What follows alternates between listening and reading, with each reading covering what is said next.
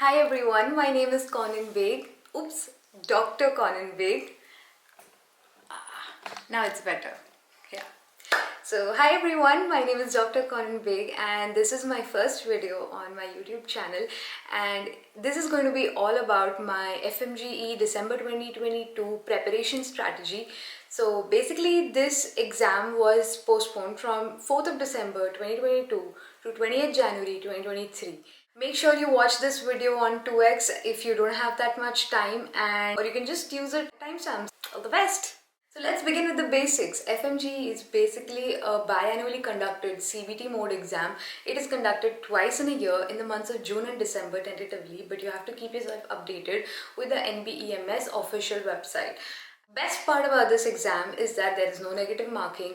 You only have 300 questions, 300 minutes in two parts. That means 150 questions in every part and 150 minutes, that is 2 hours 30 minutes for each section. And it is said that part A, or the section 1, is comparatively a bit easier to score than part B these days.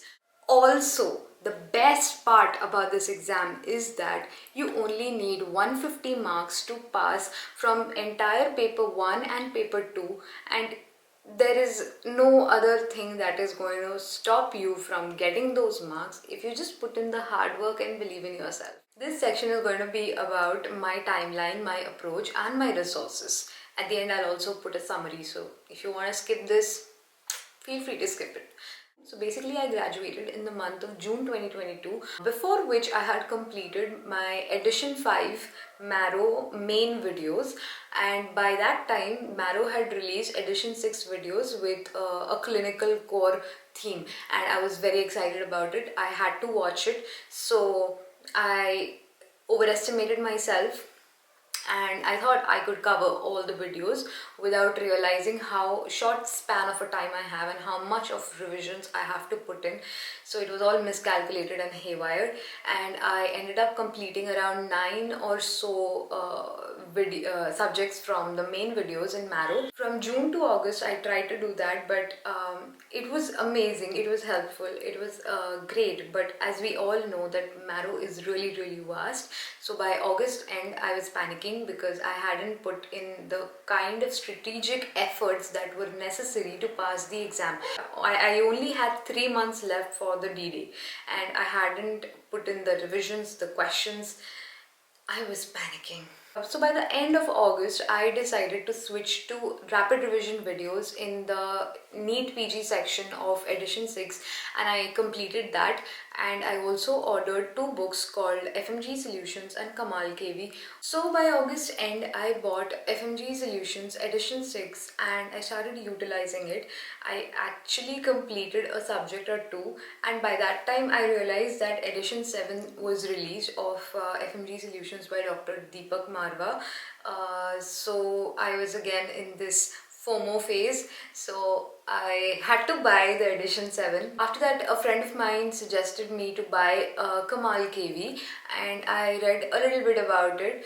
The book had a lot of questions and I realized that I hadn't done enough questions, and I absolutely needed a lot of practice in solving MCQs and practicing in time management. Therefore, I just went ahead and bought all these 3 books.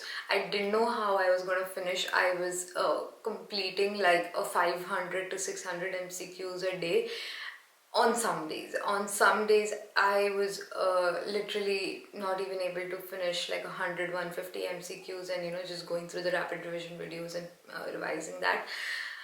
It was a mess. And amidst this messy phase, I also gave 2 GTs and managed to get like a score of 160 and 170 something in both of them. I'll attach the screenshots at the end, and I'll also give a PDF of the entire discussion on my Telegram group, so make sure to check that. So why did I buy FMGE Solutions and KAMAAL KV, and what do I think about it? To be very honest with you, FMGE Solutions is something that I have heard about since my 2nd or 3rd year, and Dr. Deepak Marwa has been a role model for me since the very beginning. So the best part about FMGE Solutions is that it has a lot of image-based questions, a lot of clinical pattern type of questions. It has around 12,000 practice MCQs, specially designed for the FMGE students as per the changing times, and it's a next-centric approach. The answers and the explanations given behind have a very concise yet precise kind of an approach, and I absolutely love it. It sometimes, you know, gives you the very basics. Sometimes there are diagrams and there are tables and then there are schematics. So it's highly illustrated and it's a great learning tool for the last minute when you want to develop the concept but you can't invest a lot of time. So it's like a spoon-fed, ultra-filtrate kind of a material, and I absolutely love it. Talking about KAMAAL KV again has around 10,000 plus practice MCQs based on the FMGE pattern, which also includes the PYQs and clinical questions, but it doesn't have a lot of images or a lot of diagrams, but it is great to revise. And I found a lot of questions in both the books being repeated, which in my opinion was good because revision is key. So revision, and yeah, there are certain facts which you cannot remember if you just go through it once. So sometimes you need the question to be repeated after like gaps, or sometimes you need the question to be asked in a different pattern. So both the kind of things are happening in both the books. I recommend everybody to utilize these resources along with Marrow. I agree, Marrow is vast, but you know, if you go through the rapid revision videos, the MCQ discussion videos, the YouTube live sessions, and the faculties are posting reels these days which have a lot of you know, crisp information on the topics that are extremely high yield. So I highly recommend going through that and doing a lot of MCQs, mocks, GTs, pearls. These were my core resources.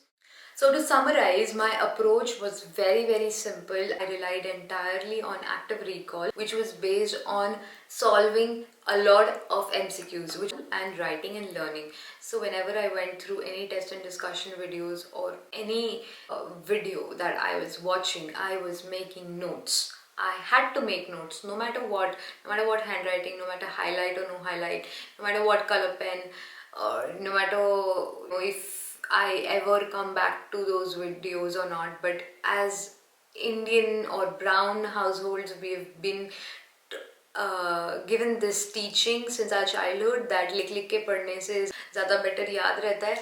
That is what I have been applying since my childhood, and that has been my process. So that really helped me a lot. That was my approach.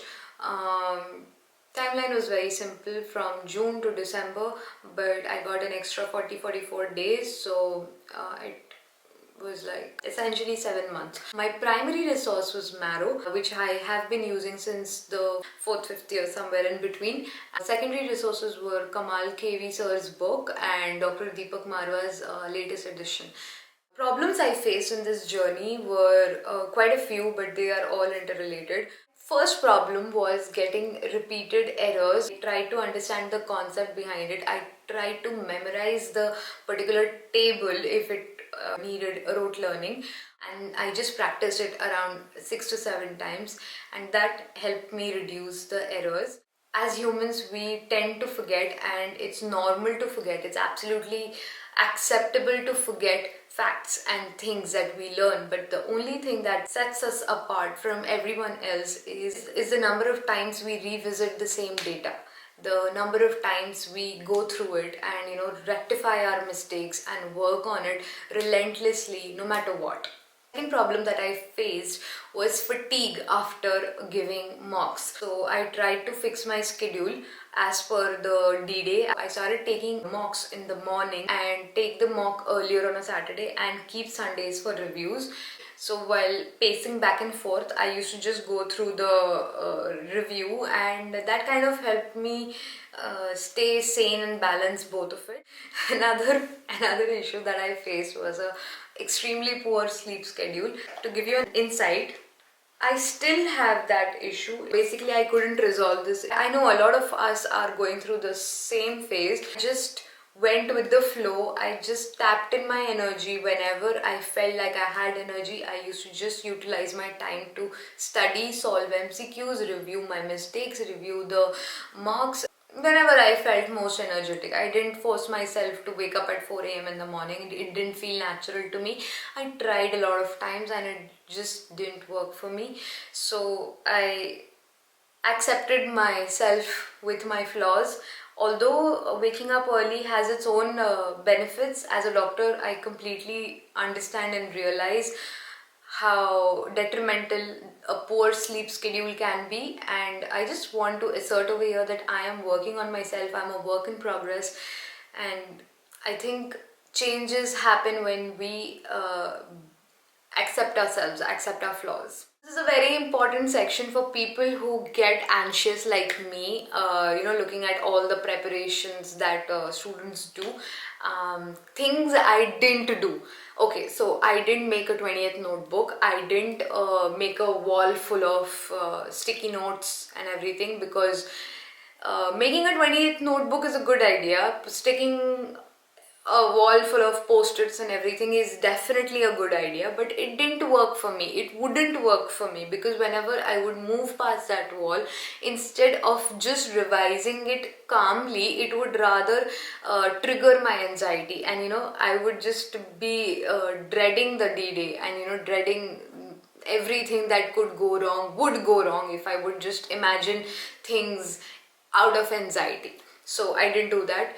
20th notebook I did not do, because I felt like everything was important now and I was going through everything, and 20th notebook requires you to filter out things as per your flaws, as per things that you are weak at. So out of the 19 subjects, this entire big universe of knowledge, you have to filter out things that you find difficult, that are very important for you, and you have to put it all together in a book. And the anxiety of not being able to fit it all in one book, and having again multiple 20th notebooks kind of triggered me. So I didn't do that, and I did not do rote learning. I did not pick up the rapid revision notes, and I didn't go through it, because that didn't work for me. It was just very, very passive, and I do not promote that. Instead of that, just take 10 questions and get 8 wrong, and after you get 8 wrong, you rectify those 8 mistakes. That is better than sitting with 2 pages for 2 hours, because it's hopeless, it's absolutely useless in my opinion. But if it works for you, it works for you. Whatever works for you, you should do that. You should experiment with everything and do what works for you.